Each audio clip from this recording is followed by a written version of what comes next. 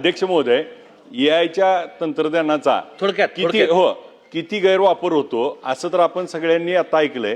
अध्यक्ष महोदय, परवाची विधान परिषदेची निवडणूक झाली, त्याच्यामध्ये मतदानाला जाताना तो गॉगल आत दिला अशा देखील त्या ठिकाणी आपण बातम्या ऐकल्यात। मग ती गोपनीयतेची निवडणूक आहे, त्याच्यावर देखील गदा आली। मग अशा परिस्थितीमध्ये राज्य सरकार याच्यावर काय करणार? आणि आज आम्ही सगळेजण लोकप्रतिनिधी आहोत, सार्वजनिक जीवनात जगतोय, ह्याच्यामध्ये अनेक त्या ठिकाणी कार्यक्रमामध्ये फोटो हे एआयच्या माध्यमातून आणि अशा डिव्हाइसच्या माध्यमातून कुठेही त्या ठिकाणी आमचा देखील गैरवापर होतोय। ह्याच्यावरती सरकार त्या ठिकाणी काय उपाययोजना करणार? अध्यक्ष महोदय, मंत्री महोदयांनी उत्तर काय दिलं की रेकॉर्डिंग झाल्यानंतरचे कायदे आहेत, परंतु रेकॉर्डिंग झाल्यानंतर मंत्री महोदय काय होतंय तर डायरेक्ट ब्लॅकमेलिंग होते। मग काही ठिकाणी गुन्हे दाखल होतील आणि काही ठिकाणी ब्लॅकमेलिंग होईल, तर याच्यावरती मग आपण आधी काय प्रिव्हेंटिव्ह ऍक्शन घेणार?